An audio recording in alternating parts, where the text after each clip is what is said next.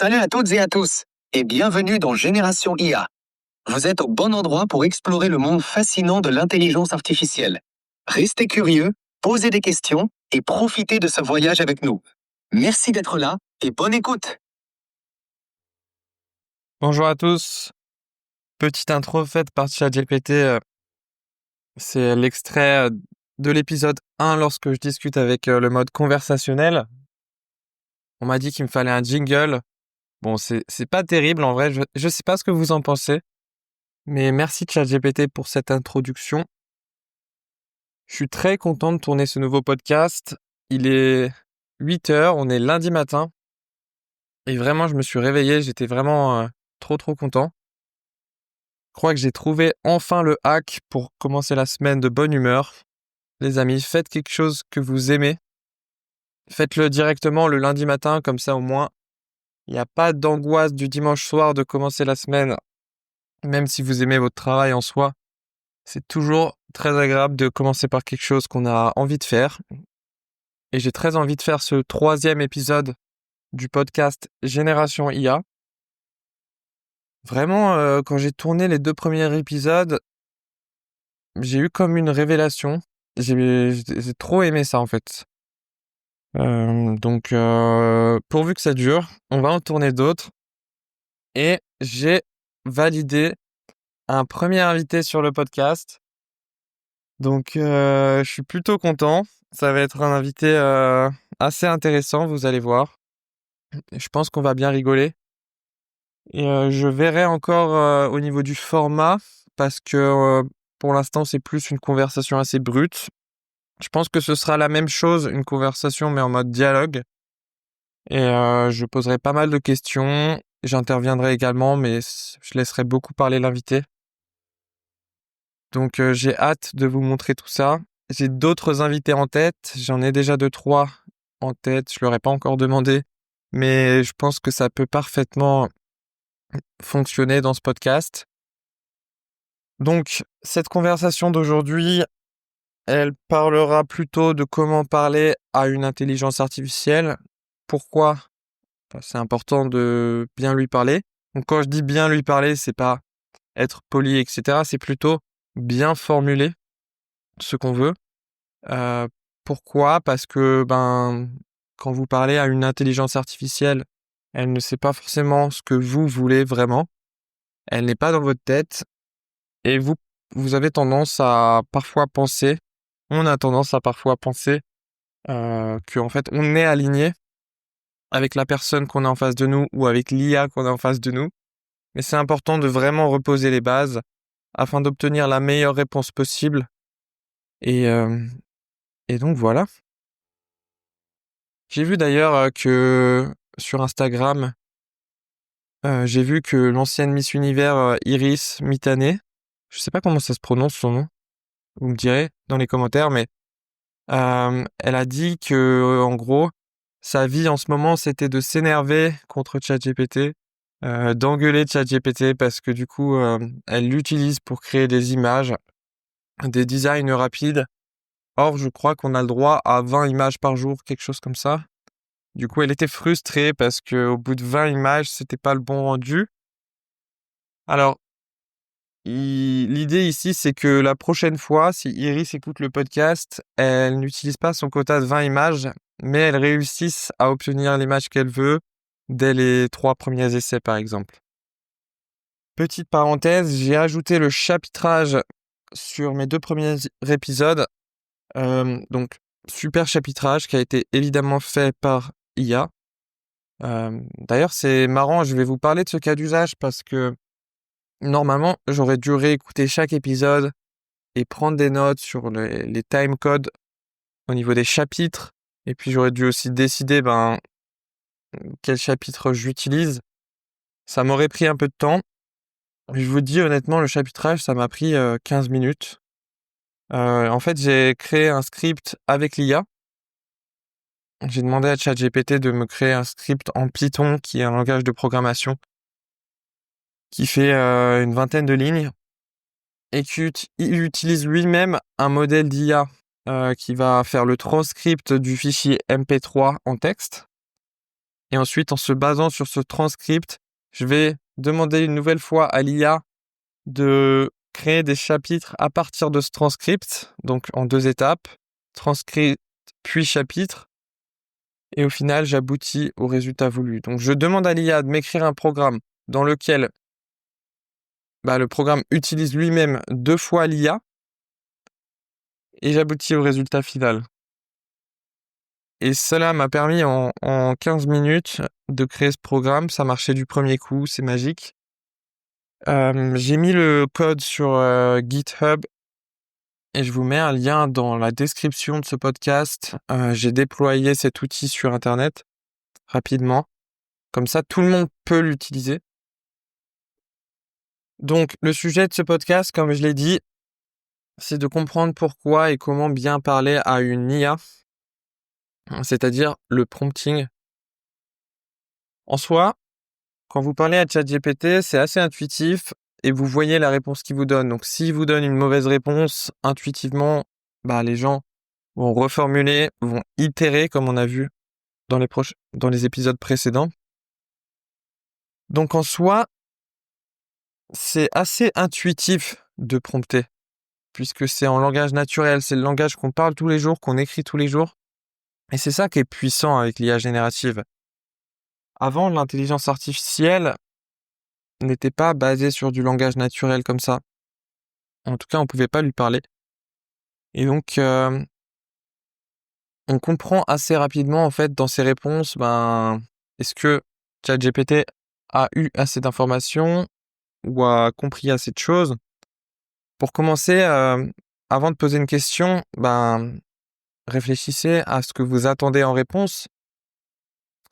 Et regardez si dans votre question, vous donnez assez d'éléments, comme si vous parliez à un inconnu, et vous lui demandiez quelque chose. Eh bien, demandez-vous si vous lui donnez assez d'éléments, assez de précision, pour que la réponse qu'il va vous fournir soit la réponse que vous attendez. Par exemple, vous pouvez rajouter, donc vous posez votre question, et ensuite vous rajoutez en 2 phrases. Donc, donne-moi une réponse en 2 phrases. Sur le ton, avec tel style, etc. Comme si vous étiez un professeur de français. Comme si tu étais, un expert en marketing. Donc n'hésitez pas de rajouter à la fin de votre prompt, des petites instructions qui vous permettent de juste changer le format de réponse, notamment en lui précisant la longueur de la réponse. Vous pouvez aussi lui préciser d'autres formats de réponse, par exemple, donne-moi 3 idées marketing pour développer mon podcast. Donc là, il va vous donner 3 idées en 3 paragraphes. Donc là, n'hésitez pas à spécifier par exemple un nombre. Donne-moi 10 points pour X ou Y chose. Ça peut être réponse sous forme de phrase, ça peut être réponse sous forme de liste de points, ça peut être une dissertation. Le format de la réponse, c'est quelque chose que vous devez préciser. Par défaut, évidemment, ce sera le même format que votre question, c'est-à-dire une réponse classique. Et puis, il peut aussi s'adapter selon votre historique parce que vous savez que maintenant, ChatGPT garde en mémoire vos conversations précédentes, en tout cas certaines conversations et des résumés de conversations. C'est-à-dire que maintenant, ça devient un RAG. Donc, j'explique ce que c'est dans les épisodes précédents. Et donc, si vous avez l'habitude de lui parler avec un certain ton, il a tendance à faire du mimétisme et vous répondre avec le même ton. C'est souvent un signe d'intelligence dans les interactions sociales, un peu de s'adapter à son interlocuteur. Et là, c'est la même chose. Donc, pour lui demander un bon prompt, demandez-vous déjà ce que vous attendez en réponse. Moi, ce que j'aime bien faire honnêtement, vous pouvez également brainstormer avec lui avant de lui demander. Donc, vous lui demandez de vous poser des questions à propos d'un sujet précis pour que vous-même, en fait, vous en mesuriez tous les tenants et aboutissants avant d'aboutir au prompt final. Vous pouvez également lui demander d'écrire votre prompt. En fait, quand les premières versions de ChatGPT sont sorties, il y avait vraiment toute tout un débat autour de l'importance de bien prompter. Or, plus les versions avancent, plus les fournisseurs de modèles d'IA générative ont créé des techniques pour rendre en fait moins utiles les bons prompts. C'est-à-dire que désormais, lorsque vous posez une question, par exemple, ils peuvent ajouter une étape intermédiaire pour reformuler votre question. Et puis maintenant, les modèles, comme ils sont toujours entraînés sur des données précédentes, donc parfois ça peut s'arrêter 6 mois avant la date actuelle. Par exemple, les modèles d'aujourd'hui, ça se trouve, ils ont été entraînés jusqu'en décembre 2024.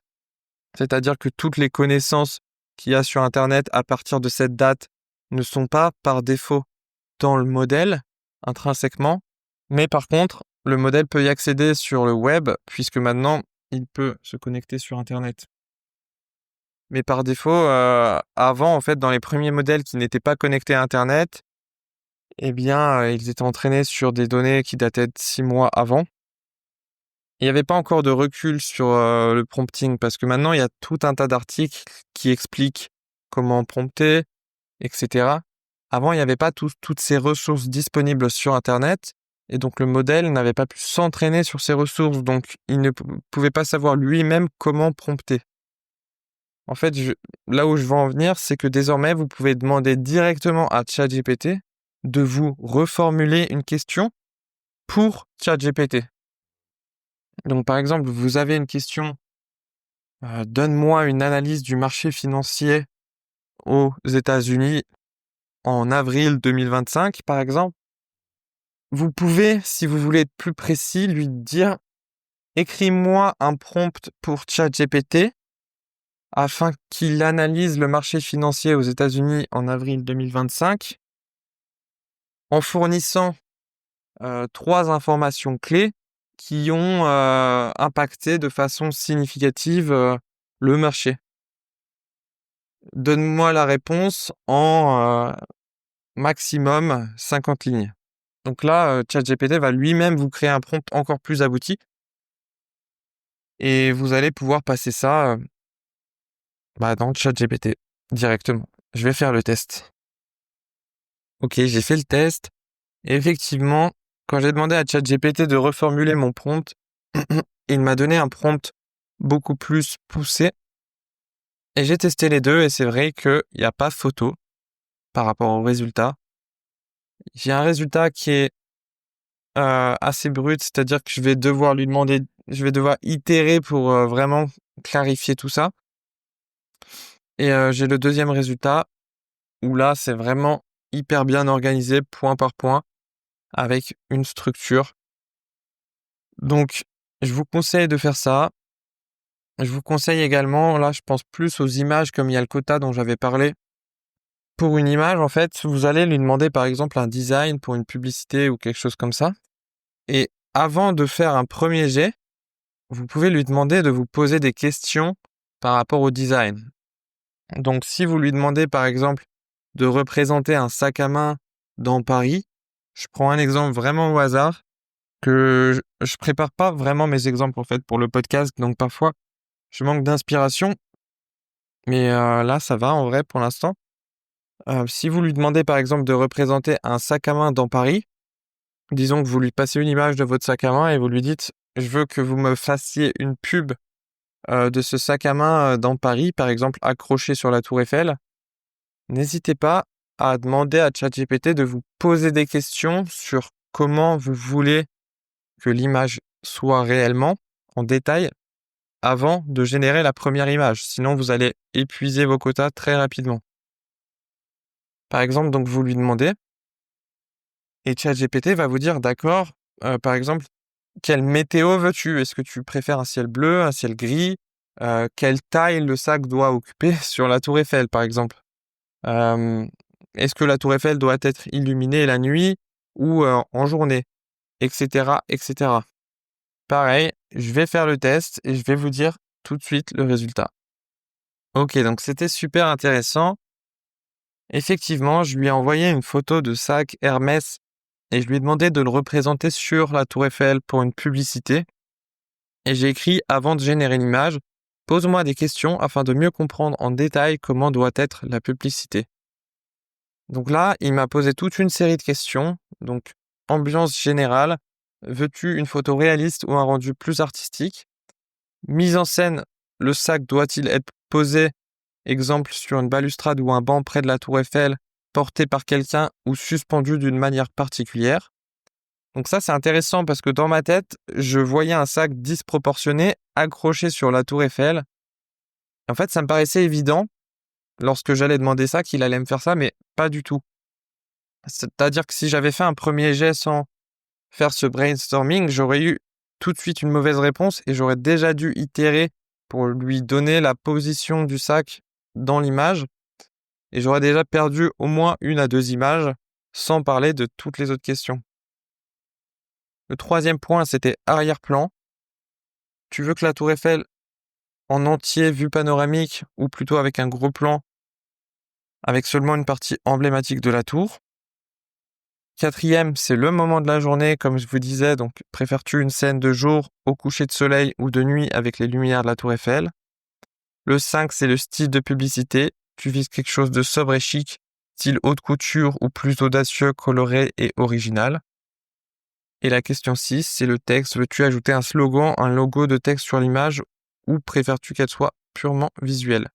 Donc une fois qu'on a répondu à toutes ces questions, là, on peut commencer à avoir une vraie image et je l'ai sous les yeux et c'est plutôt vraiment stylé, c'est exactement ce que je demandais.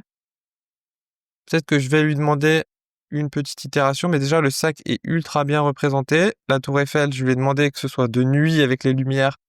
Elle est bien de nuit avec les lumières représentées en entier. Franchement, c'est assez bluffant. Et je vais faire le test de lui demander exactement la même chose directement, mais sans toutes ces questions de brainstorming. J'aimerais voir en fait ce qu'il me propose par défaut.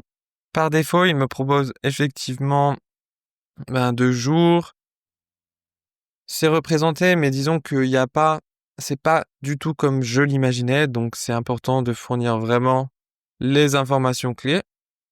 Après, attention, dans un prompt, ne fournissez pas des informations évidentes pour le modèle, mais ça, je pense que les gens ne le font pas de toute manière parce qu'on va au plus rapide.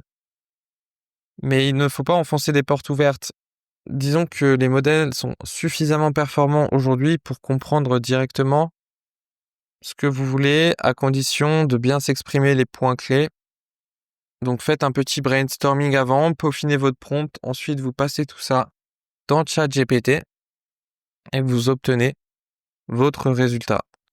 Et vous pouvez également itérer. Dans tous les cas, il y a 2 aspects de l'IA générative. Comme je l'ai déjà dit, il y a le chat et il y a l'API, qui est une façon d'intégrer les modèles dans une application existante. Et dans les API, le prompt engineering, c'est vraiment essentiel parce que souvent, on s'attend à des résultats structurés d'une certaine façon pour pouvoir en fait utiliser ce résultat automatiquement dans un programme, dans une base de données, l'afficher. Donc il y a toute une partie de l'IA qui concerne les API et ce qu'on appelle les, les sorties structurées. Et ça, c'est vraiment un point essentiel parce que lorsqu'on structure les sorties, on peut aussi passer le résultat en fait dans un nouveau call API, c'est-à-dire qu'on peut faire récursivement plusieurs appels à l'IA pour que lui-même il puisse faire des actions. Et on peut créer des agents IA qui vont appeler des fonctions, qui vont décider quand appeler des fonctions. Donc tout ça, ça va se travailler dans le prompt, notamment avec une partie instruction, une partie fonction, une partie format de sortie attendu. Et il y a des prompts qui peuvent faire 20 lignes, 50 lignes pour vraiment avoir le résultat parfait. C'est vraiment un métier. Même si c'est vrai qu'on est encore au début et les agents IA, ça se développe, mais c'est pas encore quelque chose de très courant. Et j'ai un invité en tête qui devrait intervenir sur ce podcast et qui fait des agents IA dans son entreprise. Donc, ça peut être super intéressant. Maintenant, dans la partie chat, dans 90% des cas, faire un prompt compliqué, ce sera inutile, sauf si vraiment on veut atteindre un résultat très précis, notamment pour le mode Deep Research, peut-être que ça peut être intéressant. Mais c'est vrai que dans la vie de tous les jours, vous le savez certainement, c'est tellement intuitif de toute façon que j'ai pas besoin de vous le dire, que ChatGPT va vous donner la bonne réponse très souvent. Mais quand vous demandez quelque chose de précis, comme un visuel, voilà, n'hésitez pas à brainstormer afin de fournir tous les détails possibles. Maintenant, voilà, en faisant preuve d'imagination, on peut vraiment pousser la chose très loin. On peut lui dire de parler comme Aristote, on peut lui dire, par exemple, de parler comme Jésus-Christ. Vous lui dites, par exemple, donne-moi 3 conseils pour trouver la paix intérieure et parle comme si tu étais Jésus-Christ et vous allez avoir des résultats assez marrants et assez intéressants. Et le prompting, ça peut aller très très loin. Il faut faire preuve d'imagination. Par exemple, il y a des concepts japonais qui peuvent s'appliquer à la vie de tous les jours et à l'entreprise. Donc, vous allez lui demander d'appliquer ces concepts dans votre vie de tous les jours, selon votre métier. Donc, donnez-lui des contextes, donnez-lui des éléments et ensuite, laissez l'imagination de ChatGPT faire son travail. Vous n'allez pas être déçus. Je sais qu'il y a un prompt qui existe, par exemple, qui a été fait par un ancien agent des services de renseignement américains, qui permet d'établir votre profil psychologique, euh, comme si en fait ChatGPT était un agent de la CIA, et vous allez avoir vraiment une fiche sur vous, parce que justement depuis qu'ils ont intégré la mémoire, ChatGPT peut cerner un petit peu vos activités, donc c'est pas mal de choses sur vous. Euh, Ça peut faire un peu peur honnêtement parce que comme vous allez lui parler régulièrement ou vous lui parlez déjà régulièrement, selon les questions que vous posez, il devient assez facile d'établir votre profil, notamment dans quoi vous travaillez, quelle est votre motivation dans la vie, etc. Et vous pouvez lui poser des questions comme ça sur vous. Par exemple, vous pouvez lui demander quelque chose que vous ne savez pas sur vous-même, mais qui peut vous aider dans la vie de découvrir. Et là, il va par exemple vous sortir une qualité ou un défaut sur vous-même que vous ne saviez pas et qui va vous aider dans la vie. Faites le test. Vous pouvez lui demander, comme j'ai dit, donc votre profil psychologique. Vous pouvez lui demander, par exemple, comment vous améliorez sur certains sujets. Quels sont vos angles morts dans la vie ou sur certains sujets. Vous pouvez lui demander de parler comme un coach en développement personnel, votre coach préféré si vous en connaissez. Vous pouvez lui demander d'être pas du tout complaisant avec vous, de vous dire les faits sans vous ménager, sans faire preuve de bienveillance, mais d'être très direct. Parce que parfois, c'est vrai que ChatGPT a tendance à être bienveillant et c'est tant mieux. Mais vous pouvez lui demander d'être vraiment direct et cru afin de vous faire vraiment un choc de motivation si ça vous intéresse. Si ça vous intéresse pas, mais il n'y a pas de souci. Demandez-lui d'autres choses. Mais vraiment, faites preuve d'imagination. Ça peut être un exercice vraiment de juste se poser sur l'ordi et en fait de tester des prompts comme ça et de voir le résultat. Prenez une demi-heure, demandez-lui des choses sur tout ce qui vous tracasse. Vous pouvez améliorer certains aspects de votre vie. Faites-le parler comme des philosophes. Ayez une conversation profonde avec lui ou pas. Faites l'exercice vraiment de vous poser et de travailler votre prompting. Ça va vraiment vous aider. Et moi-même, je prends vite l'habitude parce qu'on a tendance à aller directement au résultat, parce qu'on a tendance à ne pas être hyper patient. Mais c'est vrai que notre cerveau, à force de swiper, ne prend même plus le temps de rester concentré à suffisamment longtemps. On veut directement le résultat sans forcément travailler les questions qu'on lui pose. Mais moi-même, je ne fais pas forcément l'effort, donc le podcast me rappelle une nouvelle fois de mieux utiliser ChatGPT. Après, si vous ne savez pas ce que vous voulez réellement, eh bien dans ce cas, ouais, juste parler avec lui et vous allez peut-être peaufiner votre réflexion. Parfois, c'est vrai qu'on peut lui poser des questions sans vraiment attendre un certain format en retour, sans vraiment attendre un certain résultat. Et dans ce cas, vous pouvez simplement lui parler en mode brainstorming. Je viens de tester le prompt que j'avais déjà testé, mais j'avais envie de revoir le résultat. Je lui ai demandé de me donner une qualité et un défaut sur moi dont je ne suis pas au courant et qui peuvent vraiment impacter ma vie. Et là, vous allez vraiment avoir des choses assez précises. Donc, dans mon cas, il m'a dit que ma qualité, c'était que j'étais assez polyvalent et que je pouvais toucher à beaucoup de sujets. Mais mon défaut, c'est que quand on gère beaucoup de choses comme ça, on a tendance à accumuler des signes de surcharge mentale ou physique. Et donc, il faut faire attention à ne pas faire un burn-out ou à être surmené sur le long terme. Donc, c'est vrai que c'est des choses qu'on n'a pas forcément conscience quand on est dans la vie de tous les jours. Et là, il me relance en demandant est-ce qu'on veut creuser un des points. Donc, c'est assez intéressant parce que là, du coup, vous pouvez creuser certains points sur vous, comme si vous parliez à un psychologue. Et vous pouvez aller assez loin et franchement, le résultat est vraiment incroyable. Vous pouvez vraiment prendre conscience de certaines choses sur vous avec ce type de prompt. Et le deuxième que j'ai testé, c'est parle-moi comme si tu étais Jésus-Christ et donne-moi 3 conseils applicables dans ma vie de tous les jours pour trouver la paix.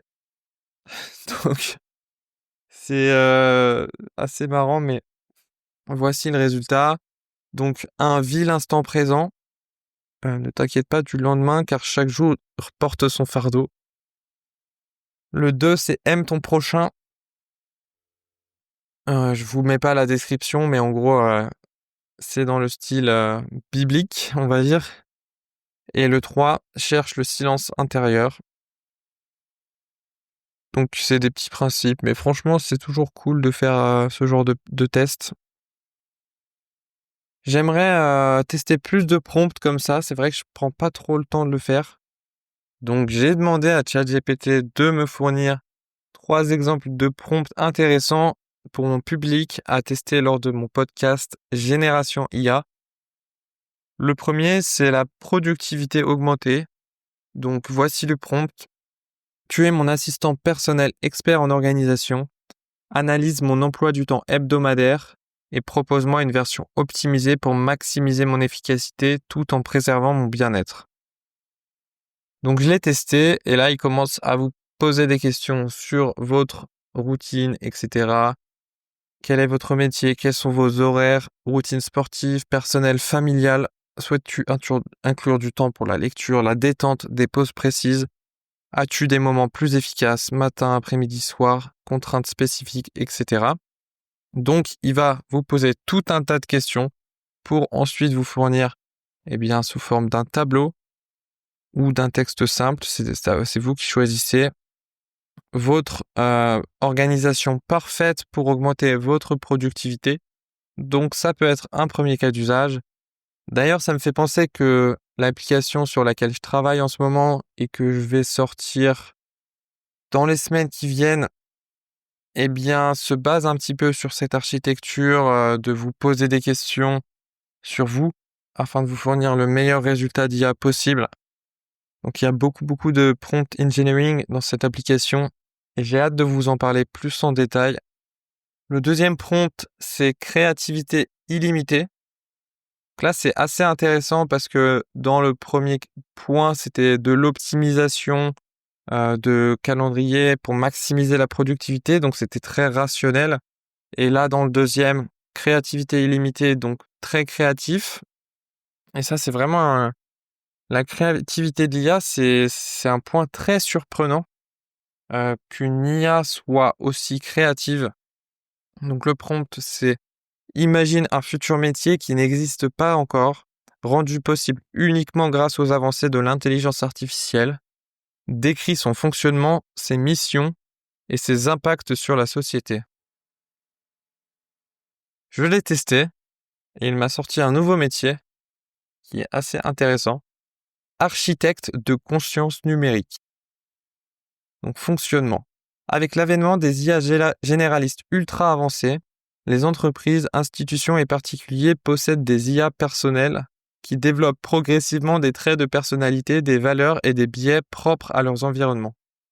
L'architecte de conscience numérique est chargé de concevoir, affiner et réguler ces consciences pour qu'elles restent éthiques, équilibrées et alignées avec les objectifs de leurs utilisateurs, tout en respectant des normes légales et morales en constante évolution. Ensuite, il me donne les missions de ce poste et les impacts sur la société. C'est vraiment fou. On peut en fait parler du futur avec ChatGPT. Il te sort des trucs vraiment hyper intéressants. Du coup, par exemple, en mission, donc il y a conception initiale, définir la personnalité de l'IA. Ensuite, un audit comportemental, surveiller les dérives, biais ou évolutions imprévues dans le comportement des IA autonomes. Mise à jour éthique, accompagnement personnalisé et gestion de crise en cas de dysfonctionnement éthique majeur, par exemple une IA ayant pris des décisions contraires aux intérêts humains. C'est fou quand même.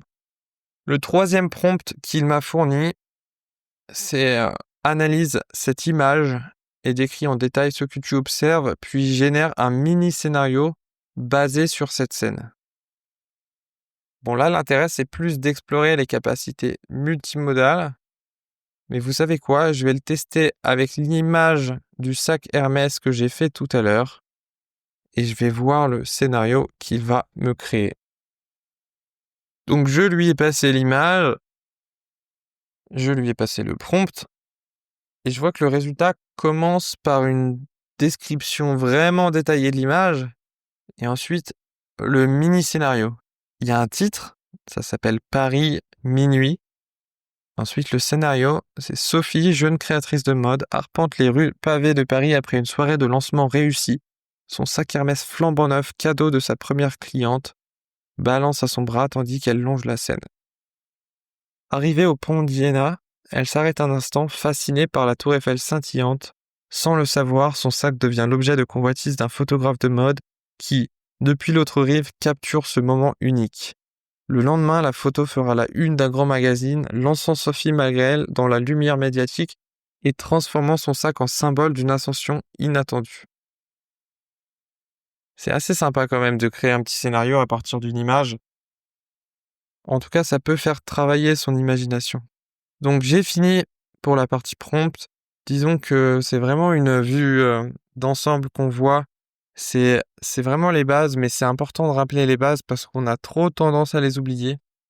J'ai pas parlé des détails techniques de comment vraiment implémenter des bons prompts pour une API, mais c'est pas vraiment le but de ce podcast. Disons que on pourra creuser certains sujets techniques, mais l'idée c'est vraiment d'améliorer notre vie de tous les jours à tous en utilisant l'IA générative et notamment ChatGPT. Et j'aimerais finir le podcast avec une petite digression. Ce matin, je lisais un article d'un chercheur qui était anciennement chercheur chez OpenAI, qui s'appelle Andrej Karpathy, qui est vraiment un des chercheurs les plus connus en IA générative. Il était directeur de recherche en IA chez Tesla également. Et il a écrit un article, cette nuit certainement, parce qu'il est aux États-Unis, qui s'appelle Le pouvoir au peuple, comment les LLM changent le scénario de la diffusion technologique.